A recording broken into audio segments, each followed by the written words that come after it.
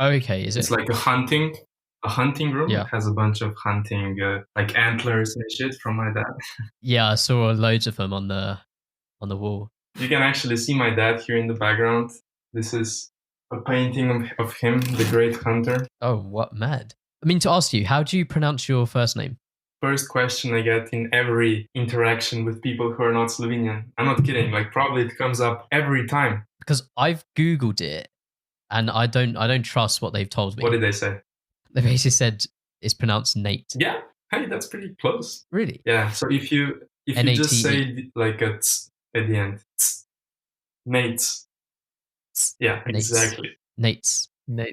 Exactly. Okay, perfect. That's mad. Good luck, Hamish. You're introducing this one. Oh shit, no. Hello and welcome to another episode of The Third Wheel. I'm one of your hosts, Hamish. And I'm your other host, Aaron. And anyone new listening, go check us out on all socials. That's Facebook, Twitter, Instagram. All the links will be in the description. Go give us a review on Apple Podcasts, follow us on Spotify, etc. We release some clips on YouTube and all that. So, and also subscribe to our channel on YouTube. So, all that good stuff. Jeez. Anything, Hamish? No, you got it all there. I thought you were going to miss something, but you got it. No. I could see. I was looking at you like, I've got everything. And today we're joined by Nejc. But would you like to introduce yourself a little? Yeah, for sure. So I'm Nejc. I got shouted out by Samo, my good friend. I guess I am the second Slovenian that has been on this podcast now. Yep. I hope we're not forgetting about anyone, but I'm pretty sure. So my background is in computer science. Both, all three of us. I guess we're going to be talking about programming then. Hope not.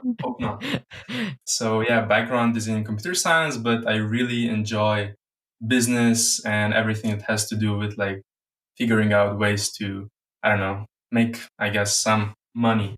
Whether that be small amounts or big amounts, doesn't matter. Yeah, so how do you and Sam know each other?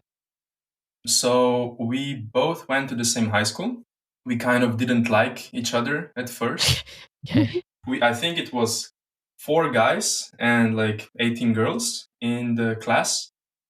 And we were both kind of playing for the role of the, let's say, class clown.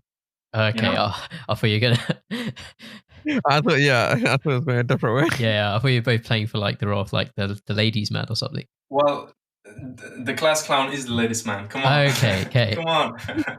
And yeah, we were kind of both competing with each other at that. But then we kind of really hit it off. I would say like second year of high school.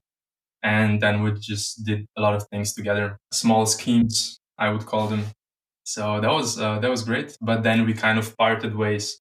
He went on to study business in Canada, and I decided to study computer science in Ljubljana, which is the capital of Slovenia. Oh, I see. That's crazy. You had how many girls to boy ratio in your class again? 4-18, or was it 4-14? I think it was 4-18, yeah, something like that. That's mad. Yeah, here it feels like you always hear of like a high boy to girl ratio, as in more boys and girls, but never heard it the other way around. Well, Slovenia, you know what they say, the land of women. Is that a thing, or have you just made it up? Okay. I don't know. Hey. Aaron's booking tickets as we speak now, first class. Yeah, let me just check the prices. Oof, maybe not the best time since we are the number 1 place for the Corona deaths. So maybe try and like have. Yeah, I'll put on my reminder list. But no, that's cool. Computer science. I never knew that when Samo shouted you out. What kind of made you get into computer science? So I had this big dream of just figuring out a way how to make an iPhone app and make it go viral.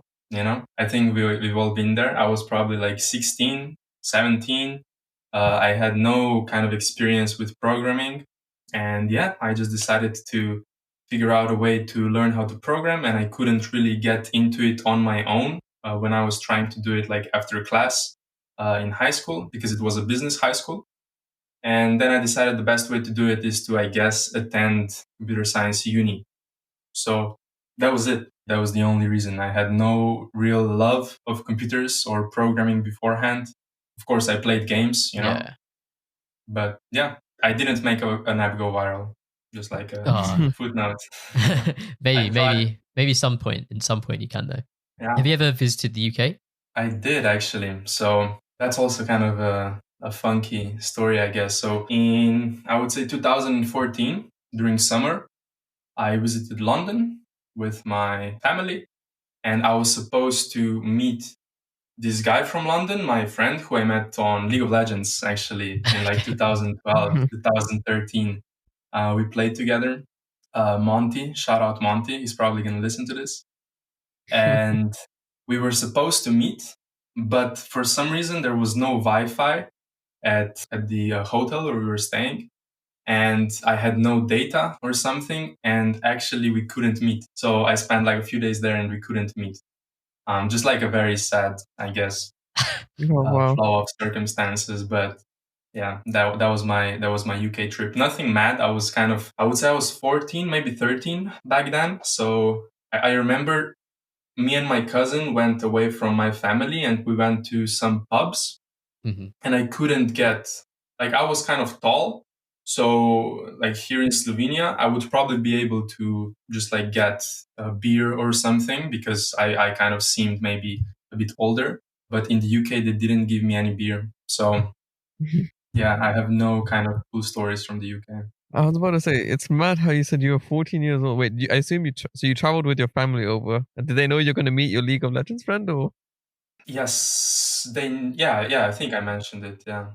That's mad. You're going to go by yourself? Yeah, for sure. Like I would be traveling all over if it weren't for Corona right now.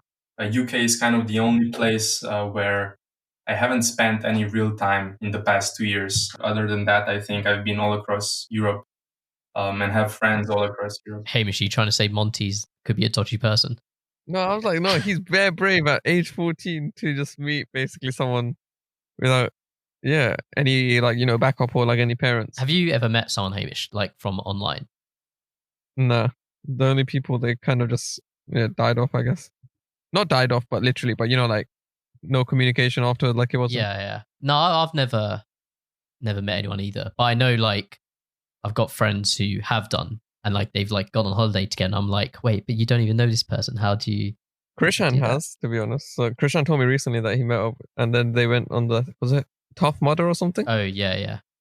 The thing was, I was thinking, like, there is cases where when we're playing like the last Call of Duty last year, that people just were on the mic and they like playing with us, so they just hopped in the party for a couple more games, and then that was it. And then we never spoke again because we never played with each other again.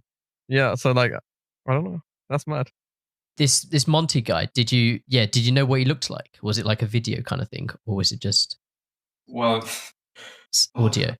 I feel like I'm on like catch a predator every season. No, Monty is totally cool. I think we were talking on Instagram, even like following each other. We saw each other's pictures. We also like talked via voice, probably even video. It's not like this was some stranger I was interacting through Gmail with or something. And I think actually I was 15. I wasn't like 13 or 14. I was 15. So, Nah, that's all cool. I bet Monty's a great guy. Shout out to Monty. Yeah, I'm just in shock that you did that at such a young age. I could understand if you met up like after 18 or something, but like that's the most shocking factor to me.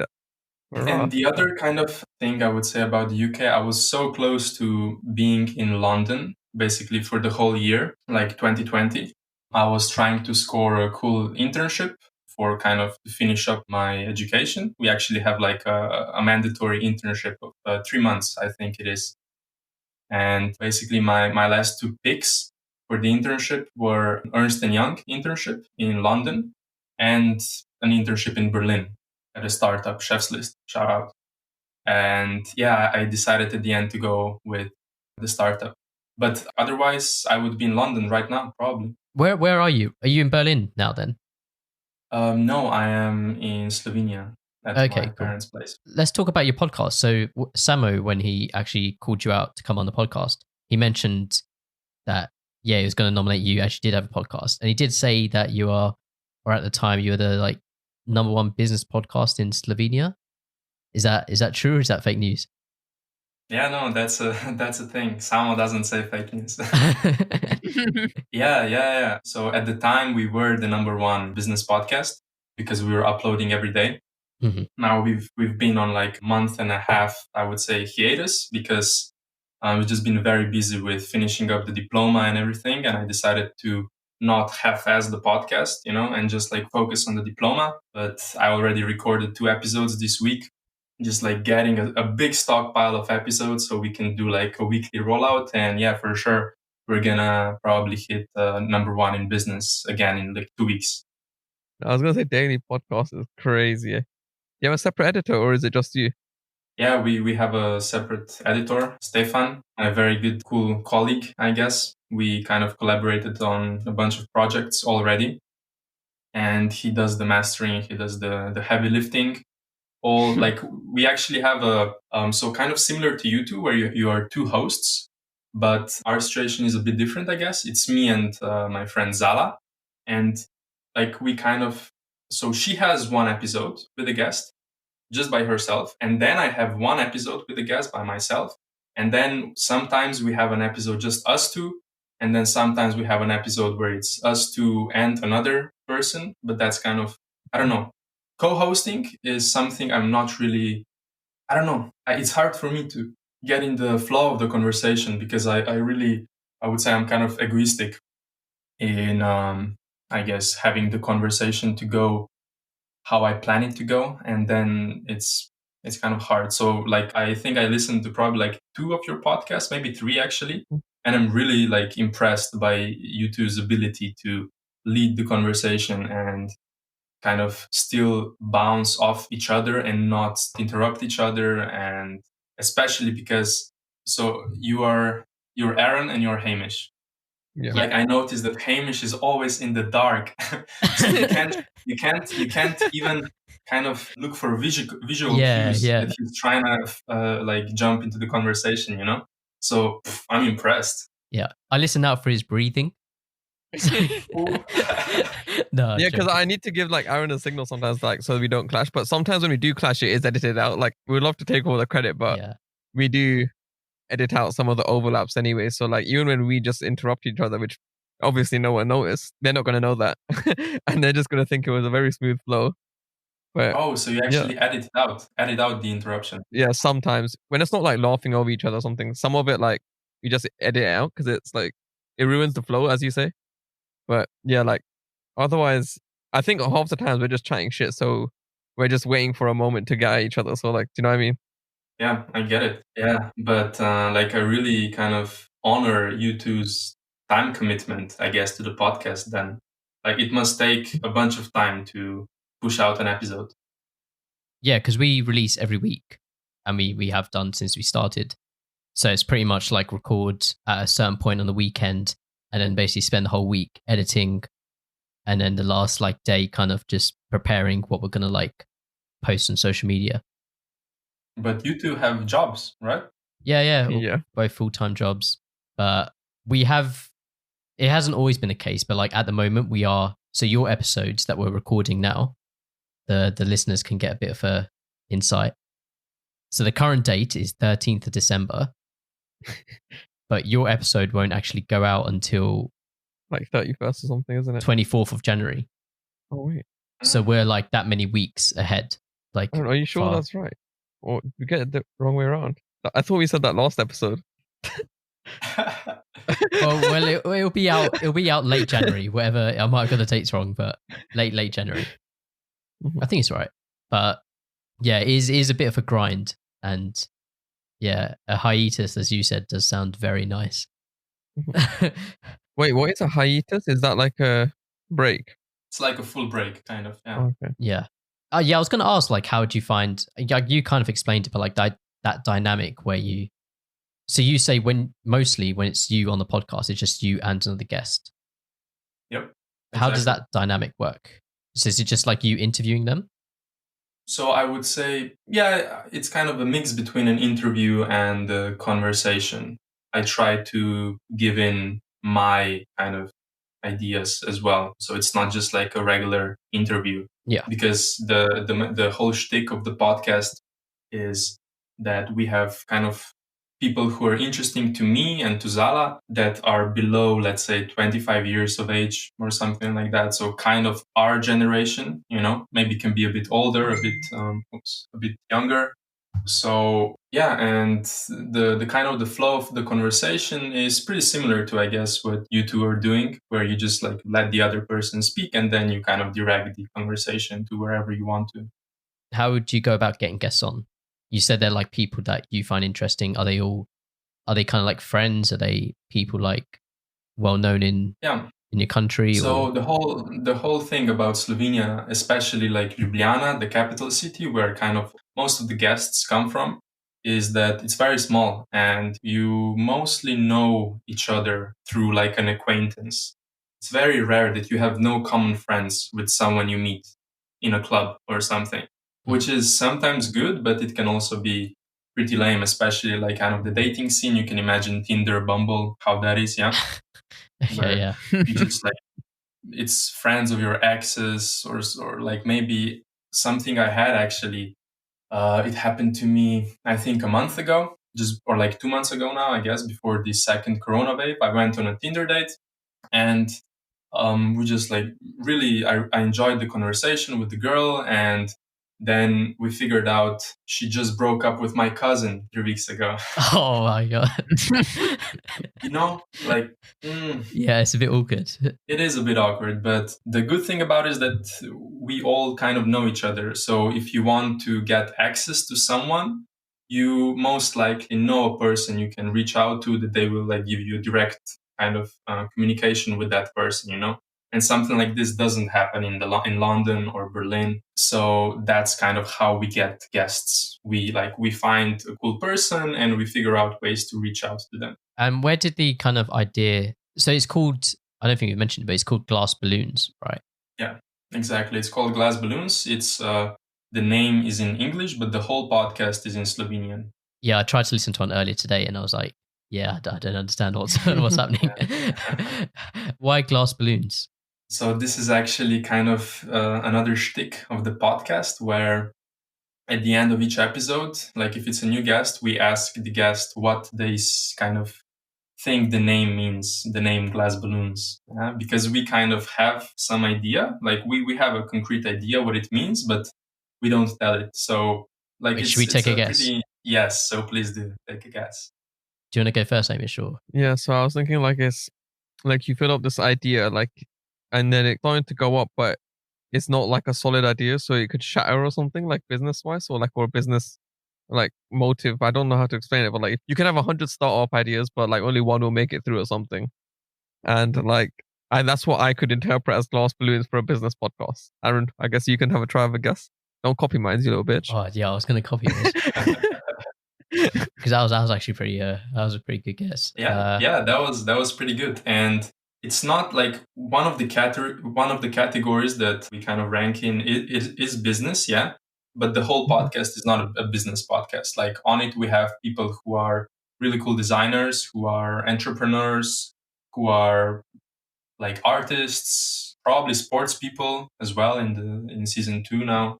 It's basically like people who are doing something that's not just like a regular 9-to-5 job, yeah, or are like very active in their life outside of uni, like have their own projects going on, you know. That's kind of the person we look for. But yeah, Aaron, you're I'm going to guess then. I'm not going to go down. I'm just going to say it was you totally just kind of, you were like, fuck it, let's just name it something totally random, like something like totally opposite to each other. Like, and you're like, okay, you don't get Glass Balloons. So like makes people think like, oh, what is Glass Balloons? I'm not gonna deny that or say that's the case, but I like what you said. The question is, do these glass balloons have helium in it, or is it just like air? Oh, well, they do. They for sure they float, but could be helium, could be something else that we haven't discovered yet. Don't know.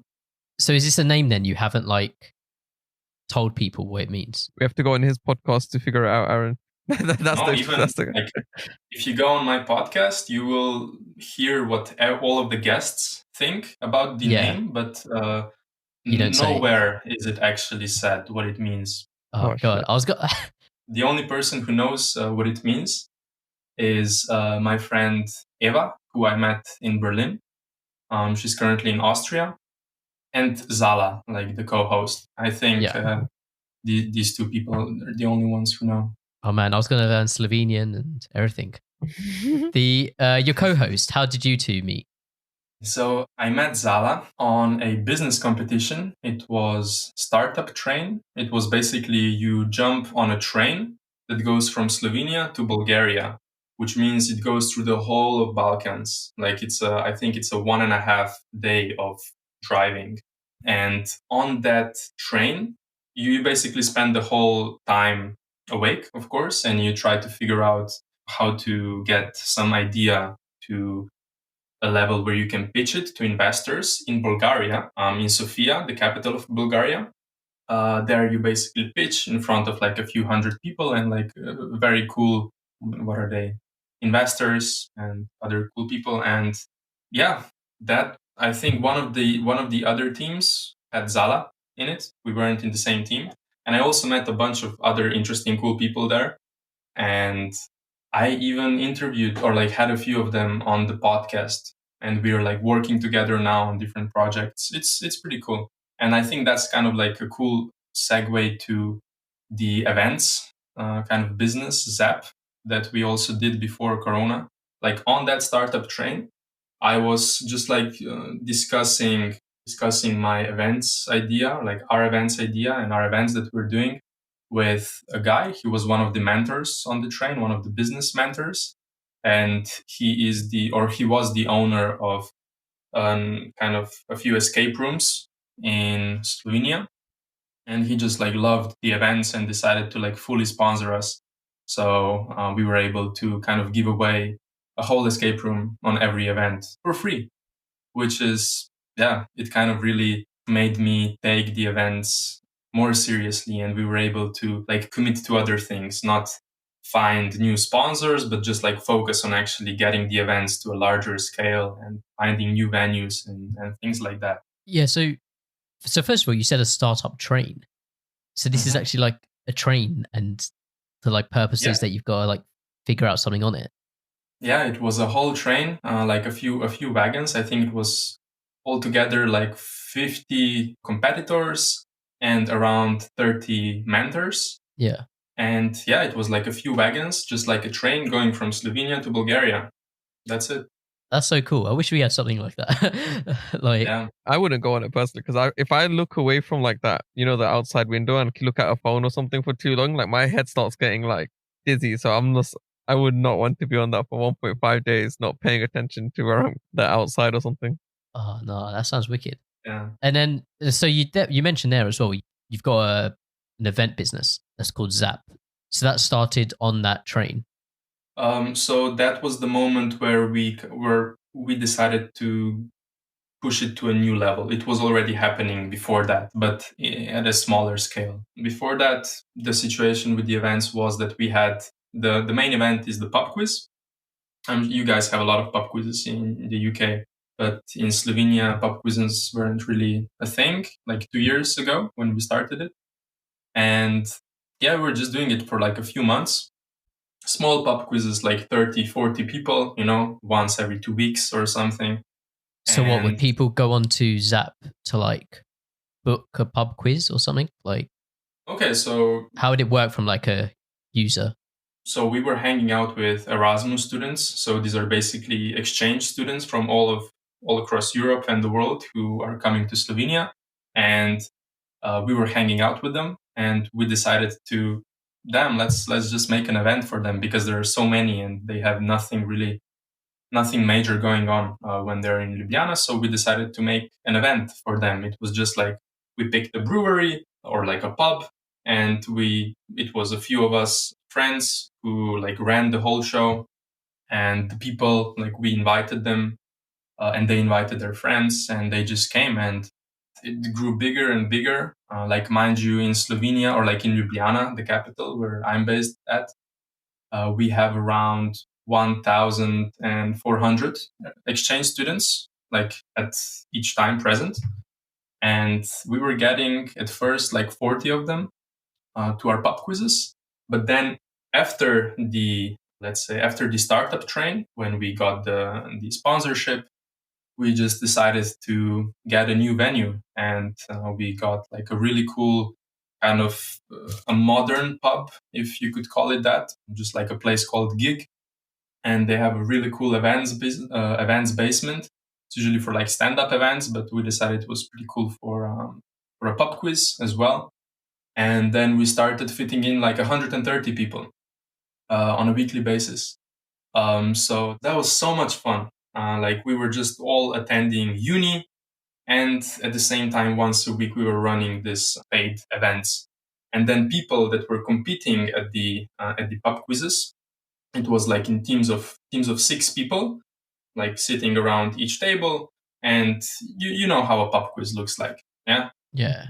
And yeah, these people, like after the event, came to us, told us how much they like it, they want to help us, support us. And then we were kind of growing just like a community of people who were helping us.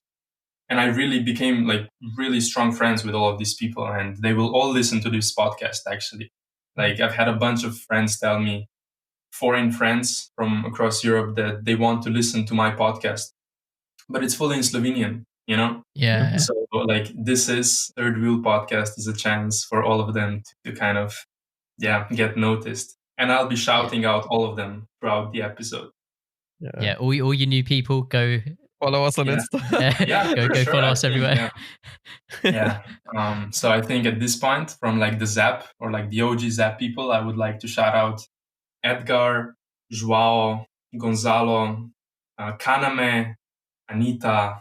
I could go on and on, but yeah. So no, that's wicked. Like, and how did you earn money from that? Was it the people, like contestants, paying, or was it the venues that were paying you guys?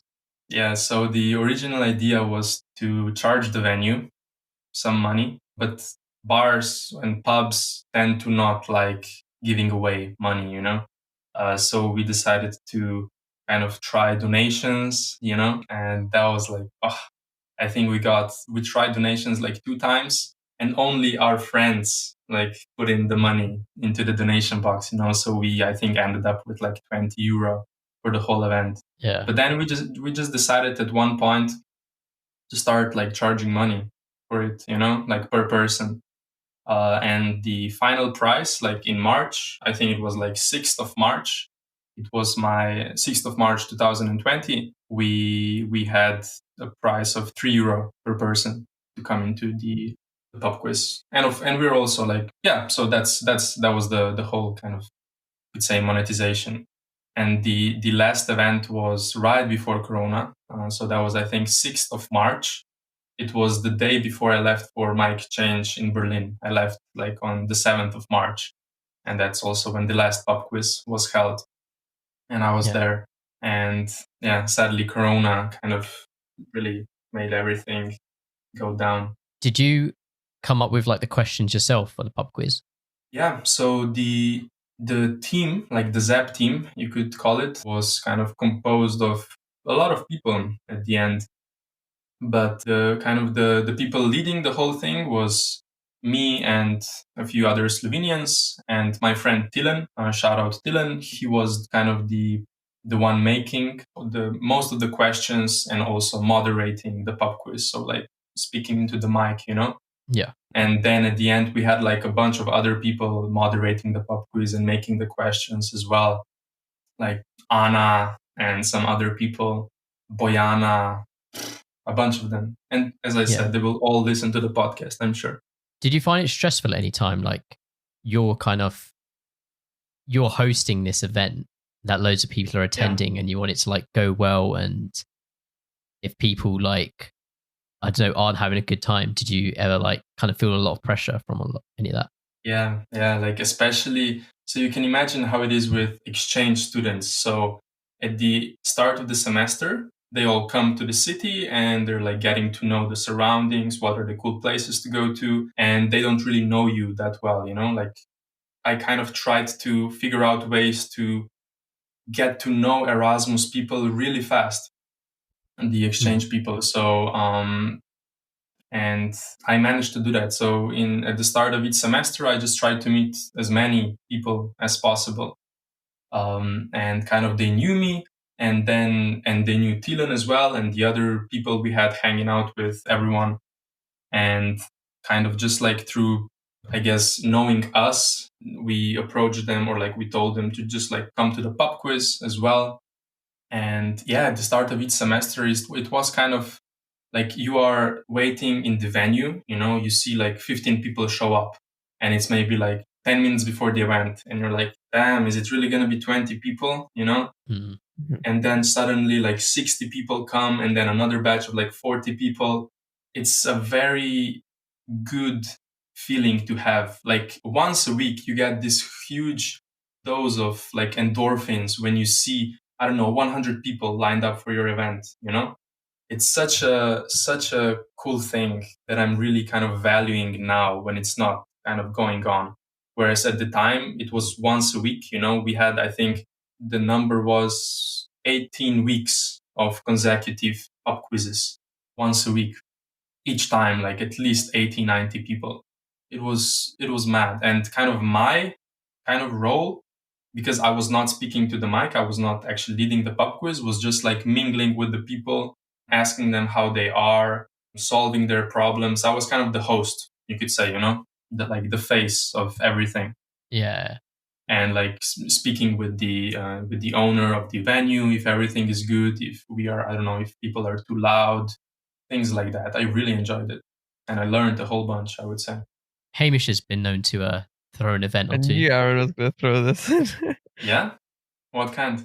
It was basically, was it fourth year, third year? Basically, at uni, we used to have this restaurant we used to like going to for Millennium Party. Shout out Bossman. They've got multiple shoutouts in the past. And I think the first one we turned into an event was Diwali, I think, in fourth year. So for the Diwali event, you know what? Yeah, let's just all have a get together for all of those at uni during Diwali. So we just made it into like an event. Got some graphics done. Got Snapchat filters at the time because, Snapchat was the thing back then. And yeah, I think that one was only like 30 people, but everyone like just paid. They weren't meant to pay for themselves. One prick didn't pay actually. I don't know who it was. So I just had to pay that person's thing, sadly, at the time, because I was like, I can't have money stolen. And especially because it was my event. So the one after one was like the Christmas one. It was called BBBBB. I don't remember what it stood for exactly. It was like Balti, Big Shack, something. Boss man. I forgot what it was now. And that one I did charge, and I also made people sign up to an app, which actually got me some money.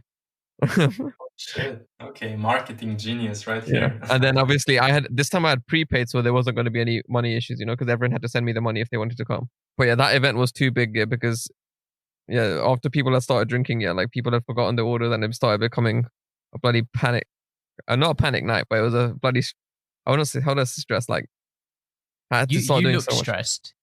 Yeah, it was fucking annoying, fam. Like people just had a couple of drinks and forgot what they fucking ordered, so I had to go and find out what everyone fucking ordered because no one knew what dish was they were all of a sudden getting after a couple of drinks.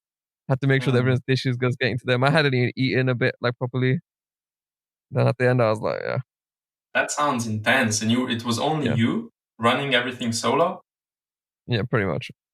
I think it's like people really are down to help. I mean, Aaron's name was on it, but yeah, it was just me. It was just me basically. But Aaron's name was on it, but he didn't want to do anything, so he just sat there, ate food, had a good time himself. I was just living the good life, Yeah. So I was just like, I'm not hosting these like big events again. And that's so you decided to start a podcast with him. Yeah. What kind of you said like loads of Erasmus students? Where were these students from? Like what nationalities? So I would say predominantly they were German, Spanish, Portuguese, Italian, Macedonian, Swedish, Finnish. I think those are and Dutch, of course. Those are the main countries, but predominantly German. For sure, German's the most. Cool, man. And then you mentioned briefly there as well, like COVID. Being an events business, I can imagine that COVID hasn't really helped anything in terms of that. How's that been? Yeah, so as I said, 6th of March was the last day we had the pub quiz, and 7th of March I left for Berlin. So the whole plan was that the team would run the events without me, I'm sure they would have done great, but yeah, we didn't do anything after COVID hit. We were like really thinking about it for like a month afterwards, like should we go online? Should we, I don't know, start something else, But the whole kind of passion we had for doing that was based around us being with all of the people present there, doing everything together, having a good time in person. So we ended up not doing anything online. We ended up just kind of like letting everything rest. And I wasn't really troubled by it because I was just like living a whole another life in Berlin after I went on my exchange. So it kind of, things clicked really well. I'm happy I left for Berlin because otherwise I would probably be more focused on like, I don't know, figuring out ways how we can still have pub quizzes, something like that. Yeah. Is it something that once COVID is over, you're going to go back to and like relaunch it? Yeah, for sure. Like, thing is, Erasmus students, a few of them stay or like return to the place of their exchange and like live there. And a bunch of ZAP members did that. So we have like a few exchange people who are now living in Slovenia, actually in Ljubljana. So all of the community is still here. And we for sure intend to continue the pub quizzes as soon as we can, because it's a very cool thing to do. Me specifically, I probably won't be in Ljubljana to run the pub quizzes, but the rest of ZAP likely will be. Yeah, and you mentioned pub quizzes a lot, but you also mentioned escape rooms earlier on. So do you do like different types of events? So it was really primarily pub quizzes. We tried some other things like a karaoke. I think karaoke was actually the only other thing we tried, but it's just, I don't know, it kind of felt like we were pushing these other types of events on people, whereas the pub quiz was like such a cool thing, and it was also weekly, So it's not like we were, I don't know, trying to figure out new ways to fill our time. Yeah, but yeah, it was really mainly pub quizzes. The escape rooms were a prize for the winner. So if you won the pub quiz, you got an escape room for all 6 people. Awesome. The escape rooms, like, so are there multiple across city? I couldn't pronounce the city. I forgot your city name as I was saying it, so I didn't want to butcher it. So the city name is Ljubljana. It means the loved woman, the woman who is loved in our language. Aaron's in love with this place. I don't know. I can't tell if you're like being serious or you're trying to trick us. Yeah. No, for sure. It is. Ljubljana. Yeah. That's a cool name. I'm not gonna lie. That's better than like London. Like, what does London mean? I don't know. No, but it flows off the tongue really well, like London, Yeah. London. Yeah, but it doesn't mean like beautiful woman. Do you know what I mean? Yeah. Do you have any plans for when you do return? Or is it just kind of continuing what you did have? Yeah, it's mainly continuing and potentially spreading to other Slovenian cities that have exchange students there, and perhaps starting kind of sub branches of the business in Berlin and other kind of Erasmus hotspots. Yeah, like the Berlin thing was also a big kind of plan in the back of my mind. So when I went there on my exchange, I would just like do the same thing that I did in Ljubljana, just like try to meet as much of people as possible and just start running events, Yeah, because I was going to say, it does sound like a business where you could grow it, like as in you could grow it to like multiple cities or like multiple countries. It's not something that has to be in or works best just in one place. Yeah, exactly, as you said.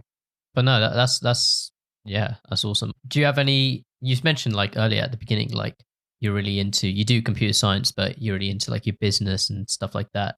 Have there been any other like kind of startups you've worked on or like projects that you've kind of maybe worked on but didn't succeed or even like have succeeded? So in the first year of uni, my whole plan was to gather people around me who were good at programming, and I would try to like motivate. Like, I had no knowledge of programming, mind you. Like, first year of uni of computer science, I was literally, it was just so hard for me to program. I couldn't get my mind to it. I was stuck in the kind of high school way of learning. So like I would learn one day before the exam, one day before the programming exam. I would try to like learn the code by heart, and it was terrible. But Yeah, basically the plan was, as I said beforehand, to try to get an app go viral. So I gathered a few people who are good programmers around me and just tried to like motivate them. We were working on some small games, apps, and yeah, after a few months of that, like everyone kind of lost motivation, and I felt really bad because I was the only one who wasn't actually programming.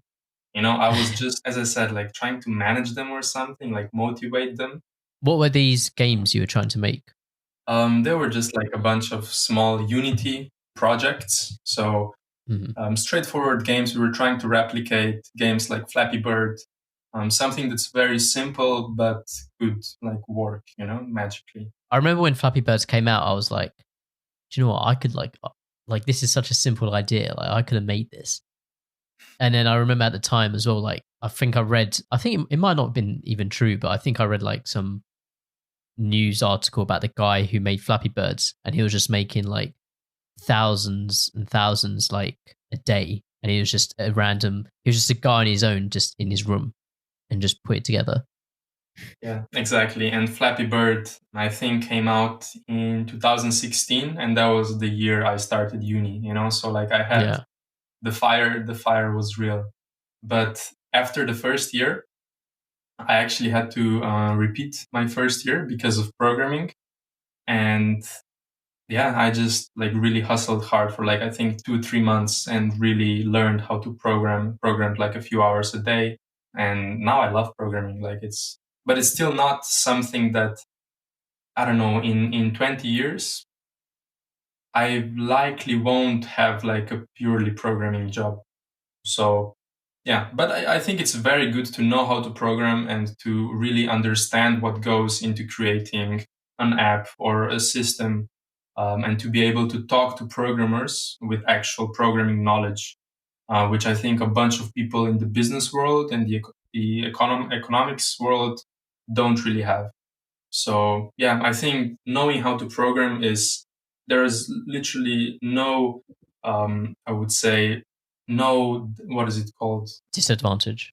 Yeah, no disadvantages to attending a computer science uni, I would say, even if you are interested in business.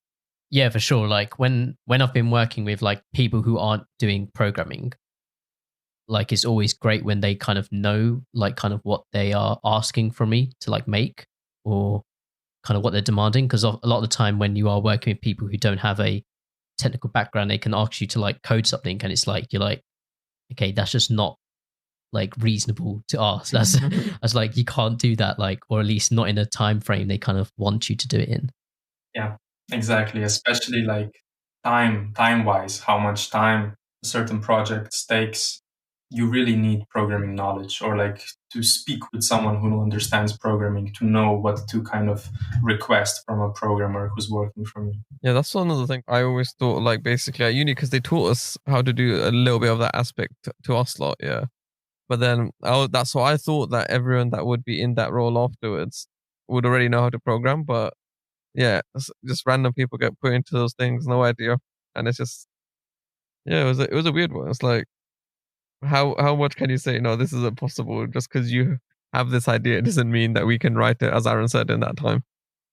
Yeah, for sure. I think it makes a bunch of sense for product managers and managers in general to have programming knowledge. Yeah. What do you do like day to day at the moment? So currently I've begun again recording the podcasts, so that's like probably, I don't know, 2 afternoons a week gone. Yeah.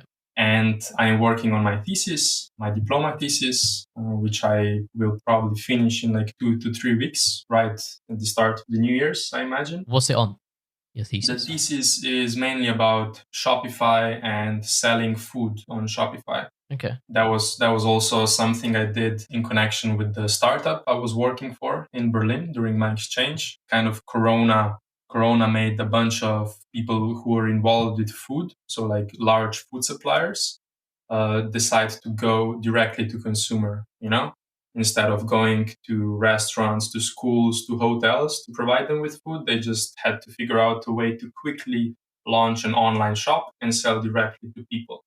And that's kind of the main idea behind diploma thesis. And like really basically what I do with the thesis is a very quick step-by-step guide on how to make a very cool online store with Shopify that sells food, and like what type of things you need to worry about, how to manage your products, how to do everything you would have to do if you were a food supplier and you wanted to sell food online. Yeah, I've actually very recent, like I'm talking about like in the last like few weeks, like kind of watched a few videos on drop shipping. You're a bit late. Yeah, I know I'm a bit late, but Hamish, do you know the term? Why did I dropshipping? hear this recently? Dropshipping. Oh, this was after the beta squad video. That's why you.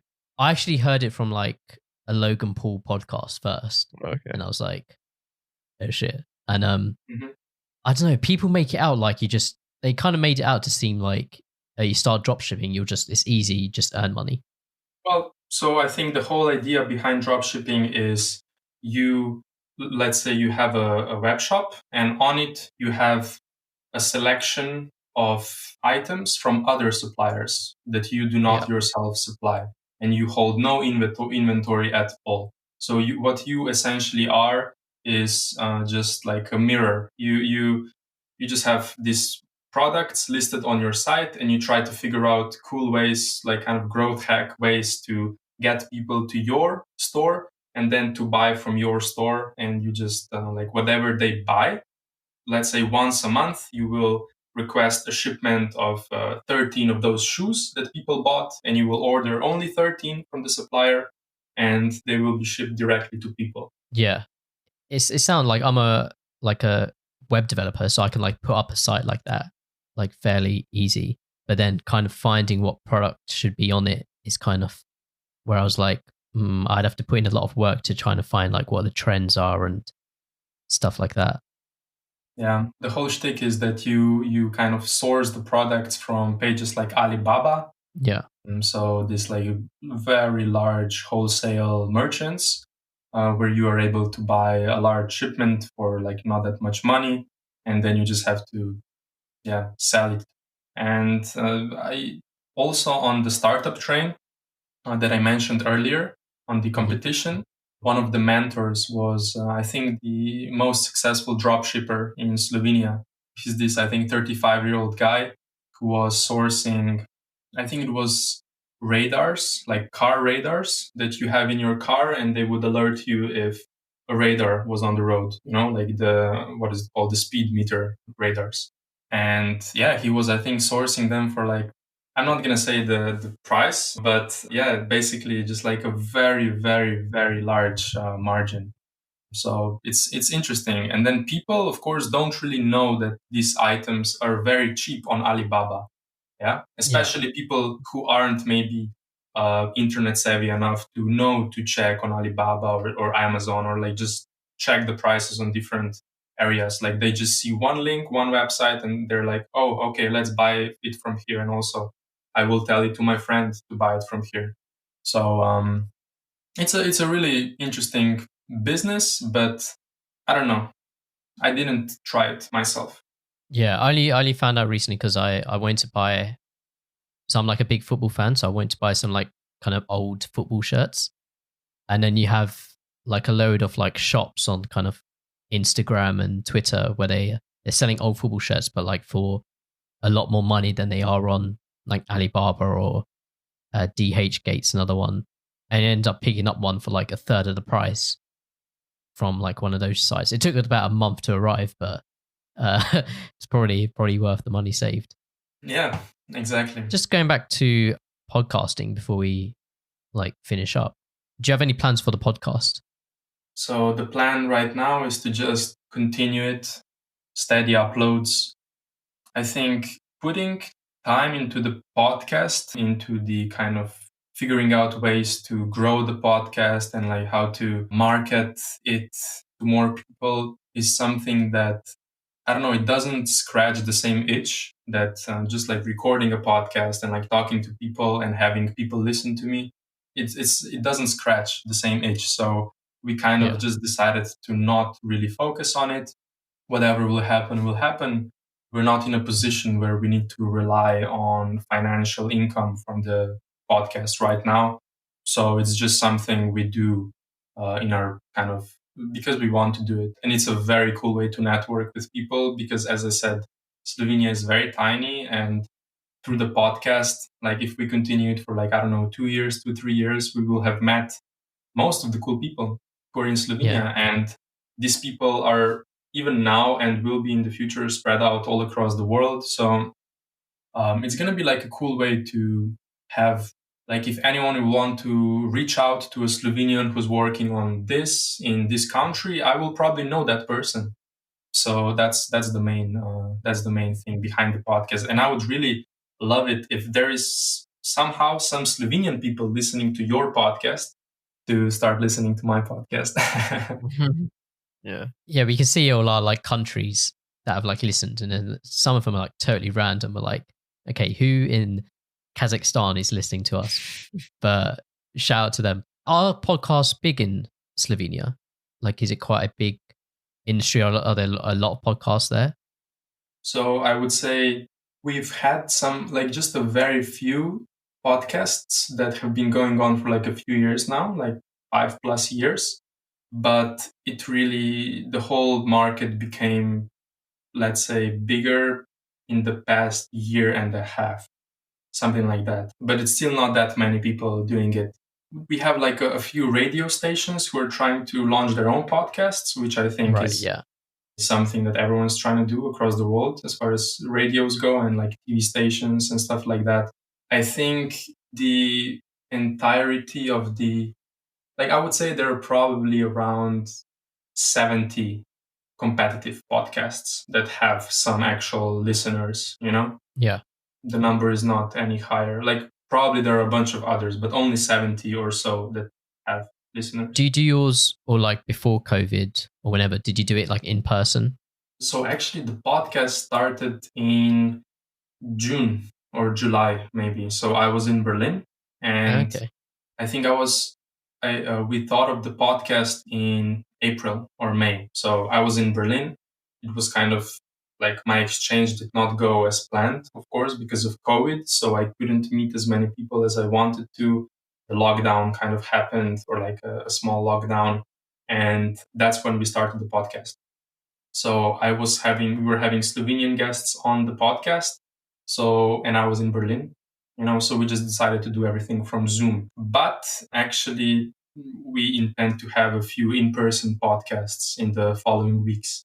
But even that, we're kind of iffy about, because Corona is really a big thing here in Slovenia right now. So we got to be extra careful about it, like having people and the room I was in at the start of the podcast, as I mentioned earlier, like the hunting room of my dad. It's like a perfect room for a podcast. You can have probably like 4 people very comfortably around the table, each with their own mic setup. Like the background is crazy, just like antlers, a wolf, everything. Yeah. Really quick question. You see those antlers and the wolf thing that you said on hunting, yeah? Are those like real heads stuffed up, or is that like just fake? It's not fake. It's not. So it's, it's real. Like hunting is a very important thing here in Slovenia. Like we are, I think, the 60% woods. So 60% of the whole Slovenian region is covered by trees, which means that we have a bunch of animals, and these animals need to be held at a specific number. That's why we have mandatory hunting, So we actually have, these are licensed hunters who have to hunt a specific amount of certain animals every year. And that's how you can be a hunter. And with the meat and everything that comes from the animals, you do what you want. It usually gets eaten. We eat a lot of wild meat in my family. Have you ever been hunting? So when I was small, around 12, I would say, my dad took me with him to a few hunts. But it is really like the whole process of hunting is like, I actually want to ask you, like, how do you think hunting goes? Just like you go hunting, let's say you need to, you are looking for a deer that you have to hunt. How does it go? I assume you have to wait a bit, because like you can't really like move about, because the deers are like very like, how do you say it? Like, like if you move or if they hear something, they start running because they're skittish. Yes. Yeah. So like it requires a lot of patience. You have to be willing to be super close to bugs and stuff that you don't want to be usually close to on a day-to-day. You have to know how to shoot, which is not easy. I guess unless you're using a bow and arrow or something. I don't know. Aaron, you I can't think of anything else related. Well, just watching The Crown, the latest season of The Crown. I don't know if you've heard of that. So that's like it's like a British TV show on the royal family, and like the latest season they show like, because a lot of the royal family, don't know if they still do, but 10, 20 years ago they'd go like hunting, and they showed like, I don't know, just them like crouching down like in like a forest or something, and then waiting for like the right moment to take a shot, kind of thing. I don't really, just a lot of tracking of animals and like following paths and trying not to make a sound, basically. Yeah, so you two were kind of close, but how it actually is mostly is that you will have this hunting, we call them stand in Slovenian, but it's basically, you could say even like not a tree house, but it's just like a few wooden pillars, and on top of the pillars is like a small hut. Yeah, you're probably around, I don't know, 7 meters high in this on these wooden pillars, and there's like a wooden ledge that you can also bears climb these ledges and snakes. So that's something you got to be careful about. But basically, you are in this hut on top of these wooden pillars, and the hut has openings, and the hut also has a bed inside and heating. So what you essentially do is you are waiting to hear sounds from the animals, and if you hear something, you maybe you just take up your rifle and you check if the animal is the animal you're looking for, because it usually has to be a specific gender and a specific age of a deer, let's say, that you can actually hunt, otherwise you can't. And then you do the culling and you collect the animal. But that's only if it's a deer. If it's, let's say, a wild hog, which is, I think, what predominantly is as far as hunting goes in Slovenia. So there are these wild hogs. Have you ever seen a wild hog? No. Only on like TV. Okay. But I don't even know what a hog is. Okay, so it's basically, you can imagine a very large pink pig covered in black fur, and it having much larger teeth that are like this, kind of like the warthogs, from Lion King, if you remember them. Yeah, I just googled it. Yeah. Shout out Timon and Pumbaa. Yeah, shout out to them. They can be insanely large, and if you are hunting for one of them, you actually have to wait. So like you do the kill, and then you have to wait for one of your colleagues to arrive with the car, because you always have to be 2 people when handling wild hogs, because they usually move around in groups, as you could imagine. They're a herd animal, and they may try to kill the hunter once he comes to collect the dead animal, they will literally like run you over. They are insanely strong. Right. So you basically have a guard tower, like a sniper's nest, and then you're waiting to assassinate these creatures. And then also, wait, you said that bears and snakes climb up. One second. So the snake one, I could understand you somehow chop its head off or something. Yeah, I don't know how you're dealing with snakes. Yeah, like I don't know how to do this. I'm not the crocodile hunter. These are the Slovenian Steve. What is it? What was his name? The crocodile hunter. What was his name? Steve Irwin. Steve Irwin. Yeah. R.I.P. Yeah. I was gonna say, like, what do you do if a bear comes up? You shoot in the face. There is usually a trapdoor or something similar that is closed. So a bear may come up the ledge, and also bears are very skittish. So most of the time, as soon as they see a person, they will just run away as fast as possible. Okay. So it's actually not a big danger. Bear is probably less dangerous than wild hogs. That's mad. Like I imagine, like there are probably loads of places in like the UK where a lot of like hunting goes on, but like for like me and Hamish are both basically like in and around London, and that's just not something that. Say that again, Aaron.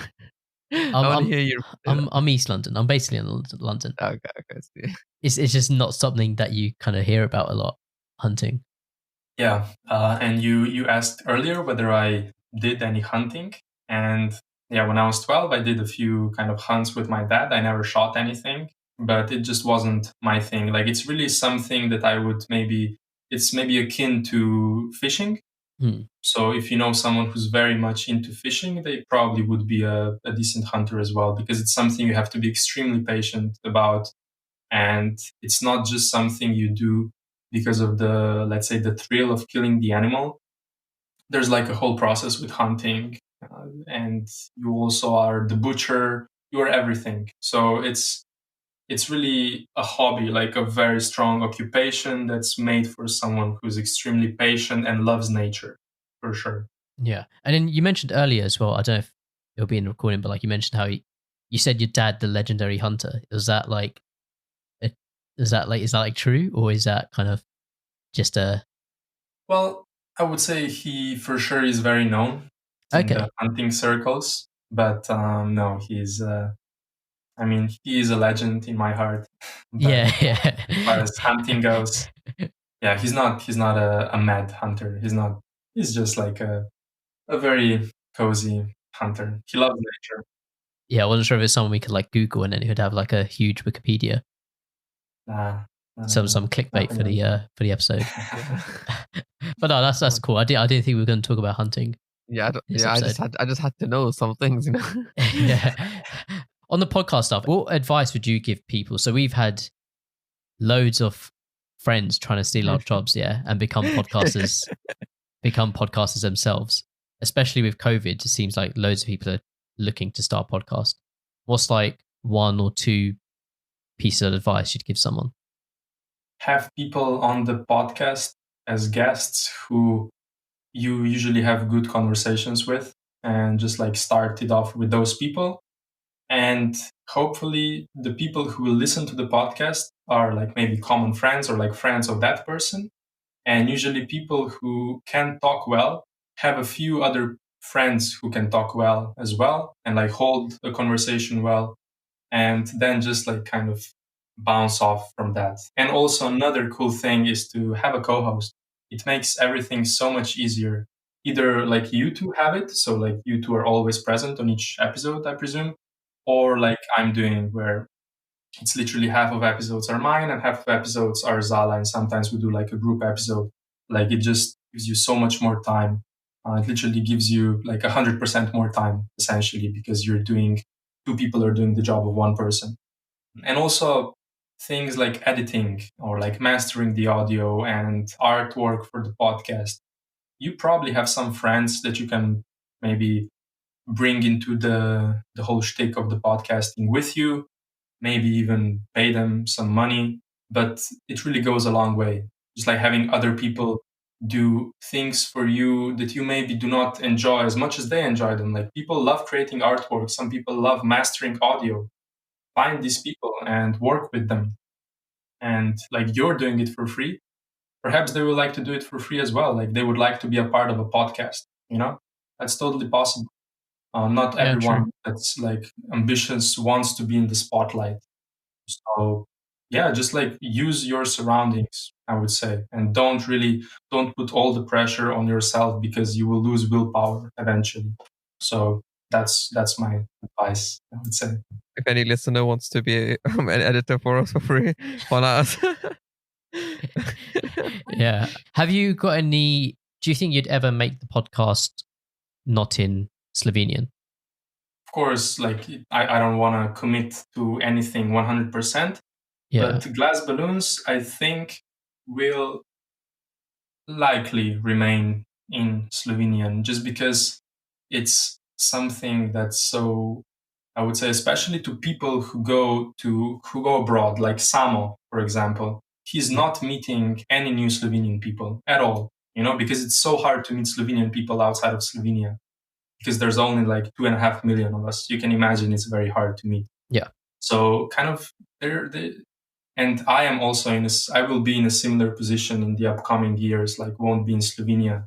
And I would love to continue meeting new Slovenian people. And I think having the podcast fully in Slovenian just like makes it more, I guess, organic, and makes it more Like it's something I would say that separates us from, like there's so many, I would say, podcasts that are in English that are doing a similar thing, let's say, to what we are doing with our podcast. So yeah, and as I said, the podcast is not something I really intend to create a living out of. I have many other kind of a big ambitions in my mind and goals, and the podcast is something that I love and I treasure, and I'm fine with it being in Slovenian. But perhaps some offshoot of Glass Balloons, like maybe some other more niche podcast, perhaps like a community-based podcast or some specific, I don't know, Discord server or something. Those things are very much possible, but I don't think it will be public.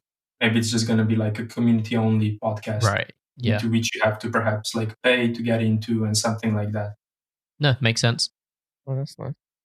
Yeah, awesome. Should we start to round up? Yeah, for sure. So we've got some. So how our podcast like layout, how you should just want in the plan. We end off with like some final questions, a call out, and then a shout out. So we'll start with the final questions. And that first question is one piece of advice you would give to younger you. Just trust in the process. Don't think about the end game strategy. Just like do whatever feels kind of puts you best on the path you're going towards, and like really not think about the macro. Just focus on the micro. Sweet. The next question is, you're on death row. What is your chosen 3-course meal and drink? It's a rare steak, a rare cow steak, a beef steak, raw salmon as well, and sushi rolls that I can combine with the salmons to make salmon sushi. So like a rare steak and salmon sushi for sure. I did drink to this one. Normally we don't ask drink, but is there like a particular drink you would have as well? Oh yeah, for sure. I would have this specific wine brand called Movia. It's a Slovenian wine brand, and I would have a glass of red wine, of Movia wine with it. Lovely. Very fancy. Third question. So this is a question we actually ask every guest, and that is, what has been your most memorable third wheeling experience? Oof. I was, I think, 10 years old, and me and my dad took a trip to Tunisia, and we were traveling all across Tunisia with, I think, 3 other Slovenian families. And 2 of these families had children as well. I think they each had 1 child. I was, as I said, 10 or 11. And there was this girl who was 14 and another boy who was like 13, 14. So I was like the smallest, yeah. But we were like hanging out together a lot on these trips. Yeah. So I remember we were going across the desert, like across sand dunes in like safari jeeps, you know? And we really kind of got into like a conversation, and I was kind of crushing on the girl, yeah. But she was like older, and I think it was me, the boy, and the girl all sitting like in the back row of the jeep. Yeah. And she called me. She said that she feels like I'm her small brother. And I think. And they started holding hands or something, like the boy and the girl. So that was like my small, young little heart got crushed. And I think I was like, yeah. But I got to see the desert. So, but that was like a feeling of strong third wheeling. Yeah, that's really sad. I think that's the youngest story we've had. Had to be someone. Yeah. The next section is a call out or a nomination. So you can nominate one or many people to hopefully be a guest on the third wheel in the future. Okay, so just like, what's your male to female ratio? Do you need a specific gender? What do you prefer? I think we're pretty good on the ratio, but females definitely get more views. Oh, okay. Exactly. You're from the city of beautiful ladies, right? So yeah, that's correct. That's correct. But I actually won't be. Well, on the other hand, I could nominate 1 Slovenian and 1 other person. Okay, because I want to continue this track of Slovenian people on your podcast. Okay, go for it. So I will nominate Tilen Burjak. He is my friend who also, we did the events together, the events business together. He was the person moderating the whole pub quiz. Very strong, charismatic fellow, and also programmer like me. We met at uni. And the other person I will nominate is Jack Siriani, my good Jordanian friend who I met in Berlin, got really close to in Berlin. And I think he will have a lot of cool things to say. And yeah, as I said, he's from Jordan. So I don't know if you had any guests from Jordan. No, not yet. Yeah, awesome. We'll get in touch with both of them. And did you implement, I remember when we first got into touch, you were saying that's like a nice way to get more guests onto the podcast. Are you adding in that kind of a call out feature? We are still kind of thinking about it, but I actually don't think we will do it, but I commend you two for doing it. I think it's such a cool thing, especially because you are literally you're like coronavirus. You're spreading around the world through like doing it, you know? I don't know how to feel about I don't know how to, I don't know if that's a good thing or a bad thing. People don't like coronavirus. Moving on to the shout out. So this is just basically anything you want, basically give it a shout out for our listeners to check out. So the floor's yours. Anything you want to shout out? So I think I've shouted out a lot of friends already. And the podcast I've shouted out already. So if you're Slovenian or maybe you're Croatian or Macedonian and can speak Slovenian, for sure, just like look up Glass Balloons and you'll find us. But other than that, maybe I'd like to shout out my Instagram profile. It's Nejc. That's actually the Instagram handle. Yeah, we'll leave the link in the description. Yeah, I don't have anything other really to shout out. And Samo for getting me on the podcast. I really, of course. Kind of loved it. Actually, I've never been in a podcast like as a guest, so it's a very new experience for me. Awesome. Well, you've been great as well. I'm going to shout out actually another podcast that a friend of ours, Shaylee, has started. It's called Migration Retraced, and basically it's just a bio is retracing the stories of migrants around the world. So hopefully by the time this comes out, she'll have some more up. But the first one's with her mum, so like really interesting story to listen to. So go check that out. Hamish? And my shout is a new album by Kid Cudi, Man on the Moon 3, The Chosen. I was listening for the podcast. Oh, yeah. It's actually quite good, like having it on the background as well.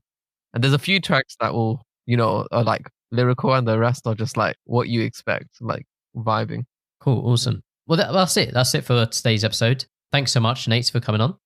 Thank you for having me. As I said, I really enjoyed it. Yeah, nice meeting you as well, because it's our first time meeting you. Yeah, for sure. And if you can speak Slovenian, go check out Nejc's podcast. Link will be in the description. And if you can't, learn it and go listen anyway. Yeah, might as well just boost up any numbers as well. Well, it's easier for me to send my listeners to you, I guess, because we all speak English, Yeah. That as well. We'll take anyone. You never know. Some people may want to learn another language sometime soon. Yeah. Slovenian is very hard to learn, and it's a language you might not even want to learn because it's like so little people speak it, Well, after you said what your city's called, I'm going to have to visit at some point, so I'll have to learn. If you see Aaron there in the next few months. Yeah. Well, thanks everyone for listening. Hope you all enjoyed it, and we'll speak to you next week. Sweet. Have a good one. See ya. See ya. Bye. Bye.